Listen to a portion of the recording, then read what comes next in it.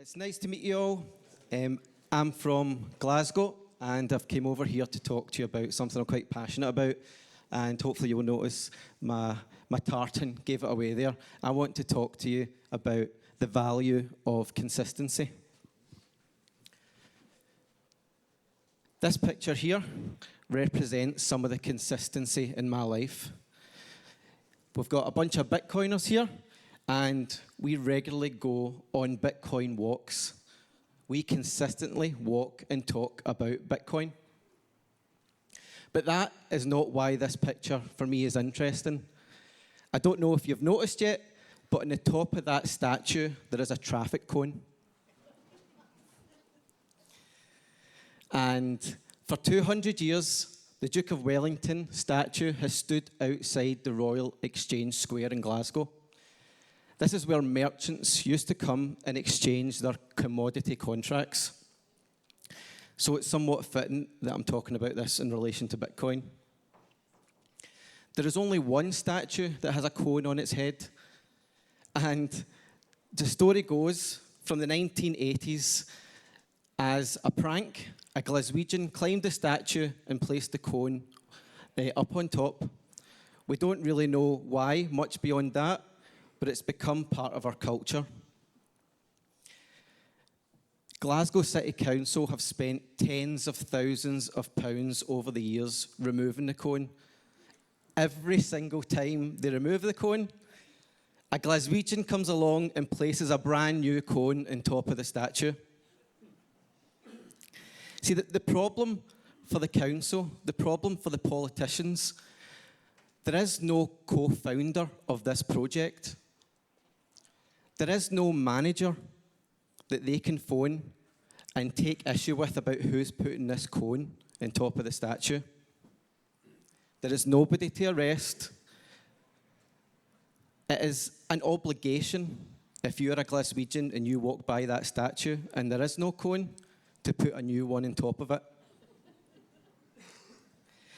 That is the consensus mechanism that we have in Glasgow. We are like node operators, and we ensure that this is the one true Duke of Wellington statue. If there is no cone, that Duke of Wellington statue is rejected until the cone is placed back on top of the statue. And that is consistency. And that's the basis of my talk today. And I'm going to talk about the inconsistencies in your life and in mine. And in case you don't recognize this gentleman here, this is the first president of the European Central Bank. You can see him here proudly displaying what he made, the €7 banknotes. But the problem is, as I'm going to read from this statement, we know that the dollar isn't backed by gold. And you might think the euro isn't backed by anything either. But according to Duesenberg, these banknotes are not only a means of payment, they're pieces of craftsmanship reflecting the soul of the nations issuing them. The banknotes represent values to which you are all deeply attached. So if somebody tries to tell you the euro isn't backed by anything, you can tell them they are wrong. It is backed by emotion. You all have an emotional attachment to the euro. And he goes on to talk about how long it took to create these notes. A series of 7 banknotes drawn from the drawing board to people's wallet required years of careful planning. Unfortunately, they seem to print them without such careful planning. They seem to print them very quickly. But they spent so long making them and crafting them that now they simply, as many of you know, just print them digitally. You don't even get the craftsmanship of the euros in your wallet anymore.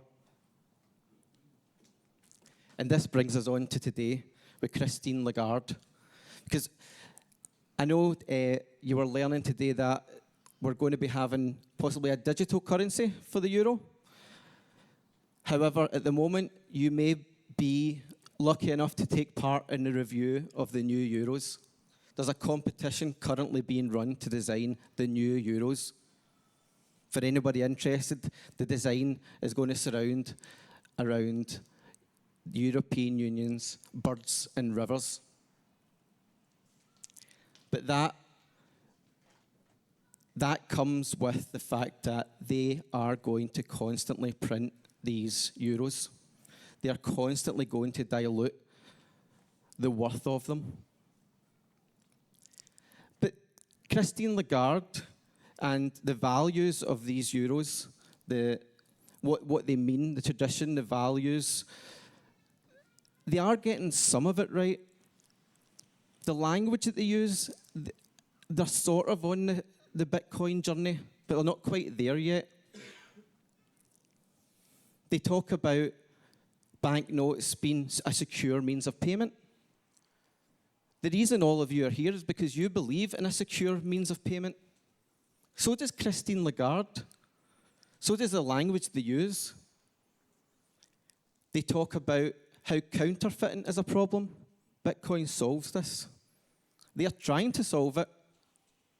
They're not quite there yet. But this is the thinking about what the new banknotes are going to revolve around. They're just missing one important thing. It all comes down to who is able to print it and how many and how quickly. And they won't stop printing them. This is one of my favorite pictures of all time. This is former Treasury Secretary Steve Minutian. And he's proudly holding up some brand new dollar bills. And you can see here, it's a little bit creepy. This is how they do it.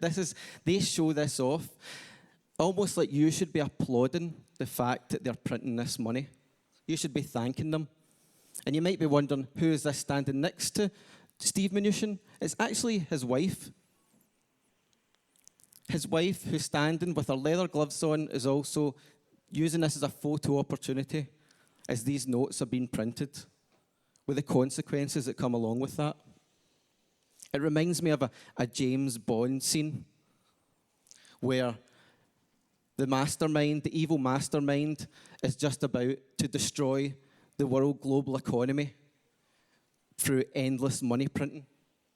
And next to him, instead of Miss Money Penny, it's Miss Money Printer.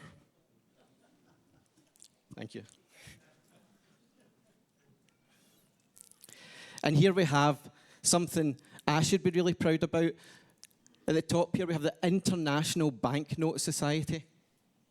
And in 2007, Scotland was lucky enough to win the award for the banknote of the year, our £50 note.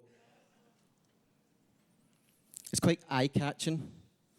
The problem with it is that the purchasing power since 2017, when it won the award, I would now need over £80 to have the equivalent of that £50. That is scandalous. If I wanted to save my energy in that note, I would have lost it quite quickly. I am incentivized to get rid of that. There is no point in me holding on to that, because every year that goes by, I'll be able to do less with it. Bitcoin fixes this. It turns the whole system on its head. Imagine being incentivized to actually hold what you own instead of getting rid of it. And this is from a country where I'm somewhat privileged compared to many countries around the world.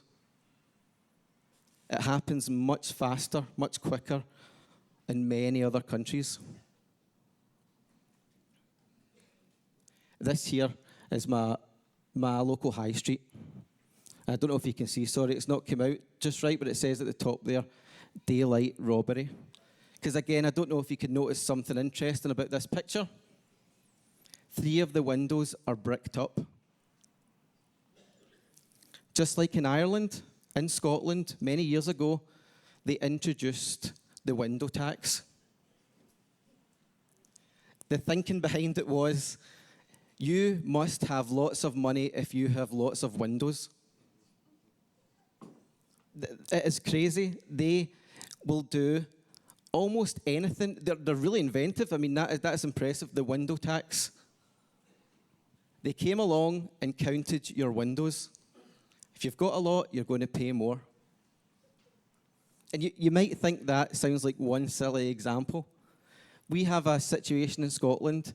If you live in social housing provided by the government and you have an extra bedroom, you will get the bedroom tax. They will take money off your benefits if you have an empty bedroom. Again, they're very inventive. Bitcoin protects you from this. It's out with this current system. I mean, it's somewhat ironic that one of the few shops we've still got on our high street below is a pawn shop, where people often go to try and get money to pay these taxes. And it does go back and forth. There wasn't always going to be a window tax. There might always not be a bedroom tax. But it's just the fact that it can happen. It's the fact that they can do that. They have that option. As long as you're in their fiat system, they can find very inventive ways to get that money off you. It's quite hard to get it, but it's quite easy for them to take it away if they really want to. And this is what we get in return. With all the advances in technology, there are many parts of Scotland where this is the local bank. Now, there are many problems with this. They are trying to give us a solution, but it's a pretty poor one at that. I was trying to check some statistics in regarding to how many banks have closed in Ireland, and I think over the last several years, approximately 200 banks have closed. And, shops will come and go, but that is a large number of banks that have closed. That makes it quite difficult if you're in some remote, rural areas to get the money that you worked for. And even if you get to the bank, hopefully you get it from them if you bring the right documentation and if you answer the questions correctly. They might give you your money. Never mind the fact that vans like this have to travel across Scotland, and that comes with wind, rain, sleet, snow. And you would have to find the right time and the right place where this van is going to be to go along and try and get your money. It's offensive. But it's what we're faced with. And this is the inconsistency that we face in our lives. And this consistency is fixed and comes from Bitcoin. This quote here is one of my favorite quotes. Price is what you pay. Value is what you get. Now, I know Warren Buffett here isn't a Bitcoiner, but I'm stealing this quote to relate it to my talk today. One of the questions I heard somebody ask British Hodl was about the price. And I get it.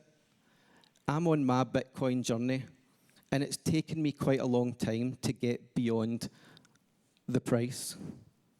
But it's what motivated me to get involved in the first place. It was through selfish reasons I got involved in Bitcoin. But it's once I started to understand the value, I could see past the price.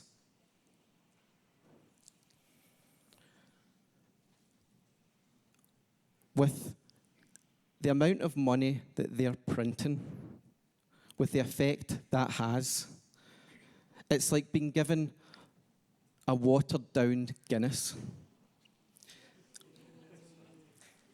Christine Lagarde is sneaking into your house at night and watering down your alcohol.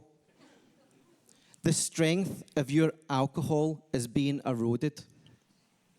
Of course, what she's really doing is she's really sneaking in and weakening the strength of your euro notes that sit in your wallet while you sleep. There isn't anything you can do about that. You have to put up with it. That's scandalous. And that's what Bitcoin attempts to fix. Now, back to this idea about the price of Bitcoin. Don't get me wrong, it gets your blood pumping, watching it go up, watching it go down. And as many of you Bitcoiners have found, you might have a random conversation with somebody you meet and get to talk to them about Bitcoin for a minute or two before you lose them. But the question you keep getting asked is, what about the price of Bitcoin? What about how volatile it is? How much have you, when did you buy it for? When are you going to sell your Bitcoin? It's a recurring nightmare in my life. I keep having this conversation. When I want to talk about the value, I just can't get past the price with people. But once you do, once you get past that price, because we live in a world where the euros that you have in your pockets just now, there are politicians and central bankers that aren't even in office yet who are going to deplete your purchasing power. That will happen. I can't make many guarantees in my life, but I know that they are going to print more fiat currency. And because of that, I know in effect that the price of Bitcoin will take care of itself. They won't stop. One of my favorite Bitcoiners, Gary from the Dublin Bitcoin Meetup, told me once that they don't know what they're doing. They're just printing money. And it's true. Their answer to everything is print more money. Currently, our Chancellor of the Exchequer is talking about, in order to deal with their national debt, they're going to grow their way out of it by printing more money. Donald Trump at the moment, I've heard him murmuring about the fact that in order to tackle the problems they've got, they're going to have to spend, invest, and try and grow the economy. But Bitcoin, it moves you to a place of financial zen, when you don't have to stress about your money. You get to focus on a lot of other things in your life.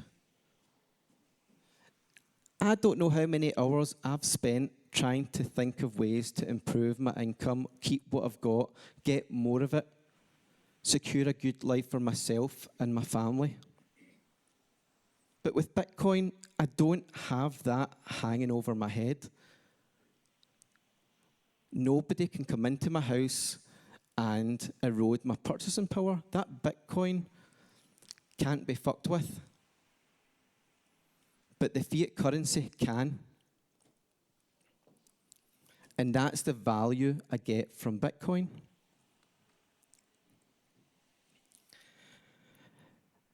And once you, it didn't mean that took me years to get there. I really enjoyed listening to some of you speak and how some of you are new to Bitcoin. But I really do feel it's a journey to get there. Look past the price and see the value of what it is for you. Bitcoin is like another technology, another tool that you have in your life. I need to be able to rely on things in my life, like this clicker. I need to know when I push this button, it will take me to my next slide. And that's what I get with Bitcoin.